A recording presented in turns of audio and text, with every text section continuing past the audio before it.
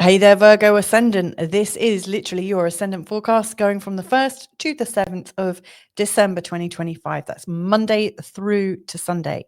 Now, in this week ahead, we've got the full moon in Gemini, which is going to be in your 10th house. It's one of the most important full moons that is coming up, that happens every year for you. And it just so happens that round about this time of year, you have your full moon in the 10th house.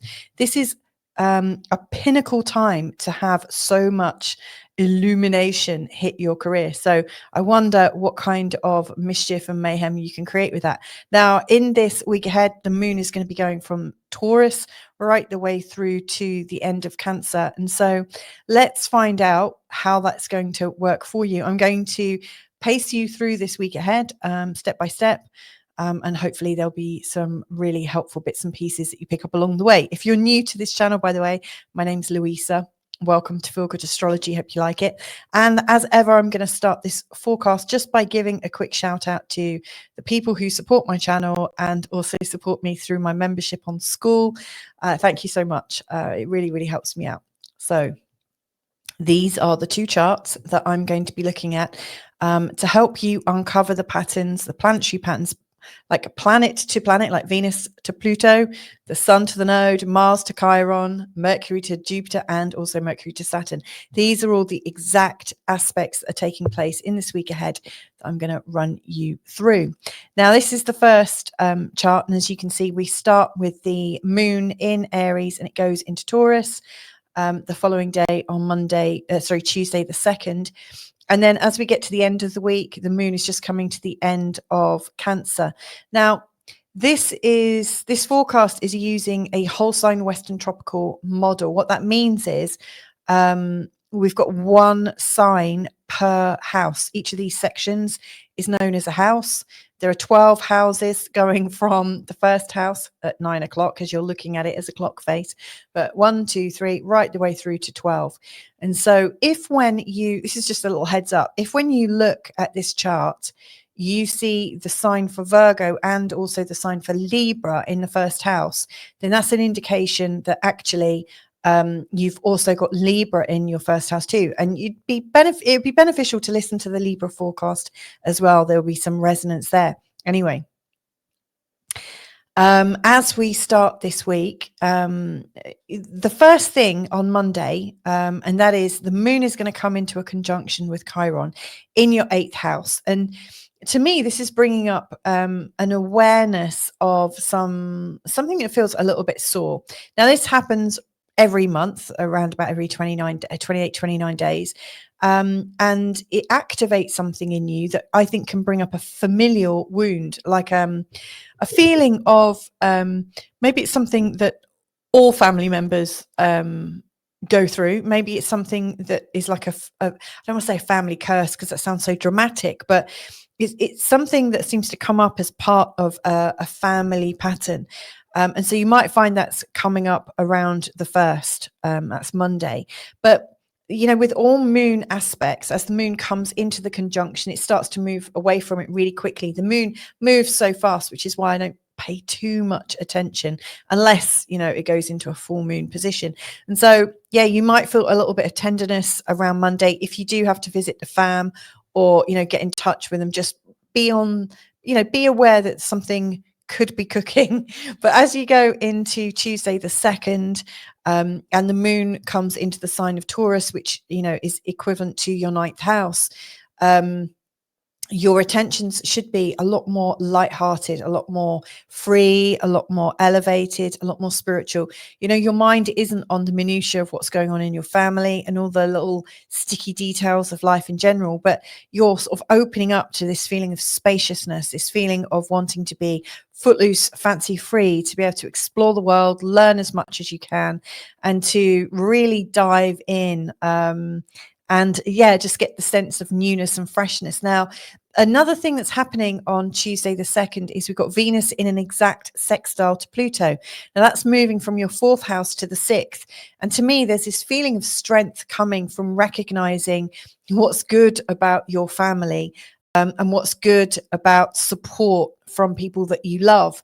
and how it can really transform your life, and in particular in how you're doing things. Now, whilst I mentioned, there might be a little family soreness the day before, the next day there's this sense of familial possibility. And I really think that that's coming from the fact that the moon is up here in the ninth house. It makes you a lot more open-minded, a lot more ready to be able to see new possibilities. And so that to me is a great feeling. And just remember, it's moving you forwards. Now, the next real big movement, I would say, would be on Thursday the 4th. That's the day of the full moon. And at that time, the moon is heading into your 10th house.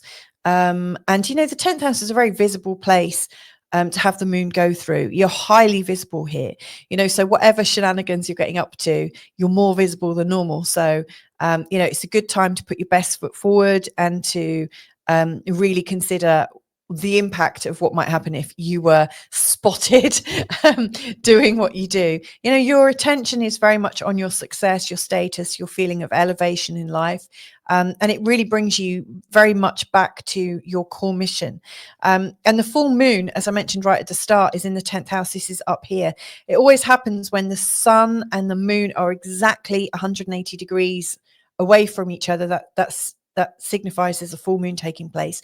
And this is where you might find a little bit of tension between the private you, the home-based you, the familial you, and then the needs, the wants, the desires of that part of you that wants to be seen, wants to be visible, and wants to make their name in the world. You might find that you're really wanting to be out there and, you're being kind of pulled in. You might find that other people are pushing you out there or engaging with you, and actually you're really wanting to be in. So however it's showing up for you, it's the tension that's the most important thing. Now, it's not just that's going on. See, as this full moon is taking place, both the sun and the moon are also in a square with the south node and the north node. Now, the south node is reminding you of what you've already got in place, what you've already won for yourself, what you've already done really well. And the north node is showing you where you're still moving, what you're still learning, and kind of like a sort of glimpse of the future and what's possible. And so at this time, where you're feeling quite pulled between home and away, like home and career, you're also reminded that if you're staying in this idea of your own personal impression, if you're kind of thinking, I've already made it, I already feel really great, I feel very self-assured, I feel very self-confident, which, the south node in your first house can remind you of how great you are. It can remind you of when you've been popular and how great you felt, like it's almost like you understand how your life works.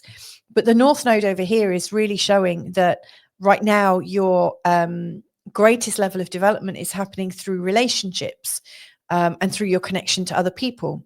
So right now, as I can see this, the pull between your home and your career, if you can somehow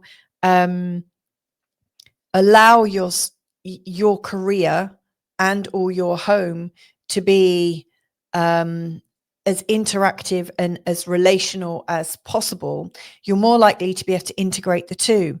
But all the while you're trying to make that balance whilst being very sure of your own capability and being in your, like, almost being a bit cut off, feeling like I do much better when I'm on my own. I do much better when, I have some boundaries. That kind of belief system is less integrative and integral in terms of this full moon. It feels like your best way of managing this full moon is to understand that relationship is everything. And as such, you might need to bring your family into your workplace, or you might need to bring your workplace back into your family. It feels like it's important that all aspects of your life come together. It's a relationship. And so, yeah, the more you can be relational, I just think the easier it's going to be. Now, the next day on Friday the 5th, the sun is really in this kind of bind between the south node and the north node. Now, the sun is in many ways describing um, where you want to shine in life right now. And, it doesn't matter how great your career is, that desire to shine bright for your family and to feel comfortable and like the ruler of your own universe at home, that's really important. And I guess, like, if you're building your home in the shape of what you need based on your South Node, you'll get it exactly as you want, but it won't necessarily work for the whole family. And so you're really reminded here that your home is nothing without the people around you and without their influence. To me, the success that you'll have and the smoothness of your journey right now is as much in alignment according to how how easy it is for you to share the space, to share the design, to share the needs of the people around you. And people don't make it easy to like learn their needs. People can be really quite difficult. And that's one thing that comes up a lot with the North Node in the seventh house. We do sometimes experience difficulties in getting to the nitty gritty, getting to the core issue, in all of your relationships. But to me, this is what's really helping you move forwards. And so get the relationship right, and all of a sudden the home falls into place. Now, something else that could be quite helpful to acknowledge, I think, is Mars at home is really wanting to take action. And, maybe there is something you want to create or do to make your home a better place and, to help your family move forwards. Now, Mars is in this lovely trine to Chiron, which at the beginning of the week, Chiron was in a conjunction with the moon. And I mentioned, there may be some kind of family thing that comes up, this kind of not family curse, but this family tendency that seems to arrive. And I really think on Friday the 5th, the urge to take action about that and to see it, to engage with it, to not ignore the pattern, but to kind of make friends with it. That is really helpful. That is really helping you to move forwards and move your family with you. And then finally, we're coming up to the moon going into the sign of Cancer in your 11th house. That's on Saturday and Sunday, and will lead us into the following week. Now, on Saturday, the moon's going into Cancer. And, as the moon moves, you'll also notice that Mercury is coming into his own alignments, and he's exactly in a trine with Jupiter. And the next day, he is exactly in a trine with Saturn. By which time, as we come to the end of the week, the moon is also like making this grand trine through the water signs. It's really beautiful, in fact. Now, I can't remember if I actually mentioned this at the start of the video, but we're coming up to the end of a series of grand water trines. You'll see this pattern. And it has been created when Mars has been here, when the Sun has been here, when Venus has been here. Mercury has already made this trine. Then he moved backwards. He went retrograde back into Scorpio. Then he's moved forwards again. So this trine has been recreated several times. But this is really the last time that this is coming together. As of next week, it will start to fall away. And it will get reconstructed every time the moon goes over this, but it's much less potent. And so you might ask yourself, what has this represented?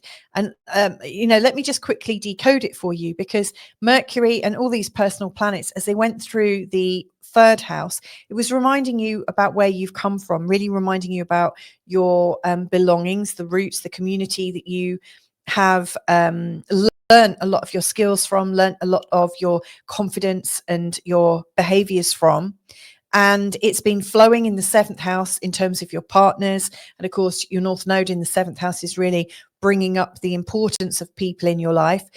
And with Jupiter going through your 11th house, this is talking about friends and friends of friends and friends of friends of friends and networks that can also collaborate with. And so I do think that since the beginning of autumn, you've been in this real sort of development plan, an internal development plan, which has been in a flow about people, bringing the right people to you, bringing the right people experiences to you. And it may well have caused you some upset because Mars, the Sun, Venus, and now Mercury have all been in opposition to Uranus And, you know, there's definitely been this sort of impetus of breaking away from some of the old learnings that you grew up with, because there's a new feeling in you, you know, there's a new exploration.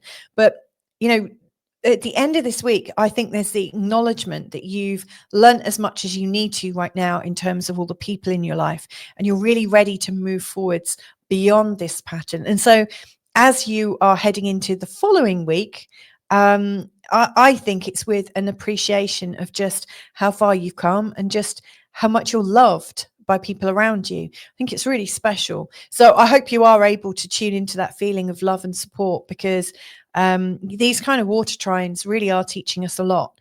They're really helping us to come into compassion and forgiveness a lot more, and for other people to come into compassion and forgiveness a bit more as well.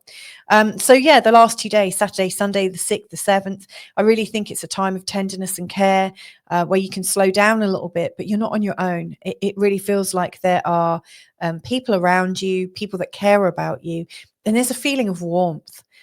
So yeah, I see at the beginning of the week, there's a bit of a wonkiness, and at the end of the week, there's a lot of warmth and love available to you. So hope you found that interesting. Now, if you like the way that I talk about the charts and you want more, then just consider, you know, joining my community. I do Monday to Friday forecasts, love forecasts for the week ahead, career forecasts for the week ahead for all 12 signs, that is. I also have hangouts from next year. There's going to be actual lessons learning astrology from scratch, and it's a drop-in kind of thing, you know, where you can get involved as much or as little as you want. I also work with people, and right now I'm looking for a select number of people. I've still got some places open to work with people on a monthly basis to crack the code of their chart. Now, this is a kind of it's a luxury. It's an exploration of your chart, where you and I would work together over like once a month, go as deep as you like, to explore every facet of your life. We can go back ancestrally, we can go back into the past, and we can also move into the future. So if this all sounds like something you'd love to explore with me, then just get in touch. All you need to do is check out the links below in this video, you know, in the video notes, and or check out the channel page and just get in touch. Just invite me to work with you. It's simple as that. So have a fabulous week ahead, and hopefully I'll catch up with you in another forecast real soon. Lots of love. Bye for now.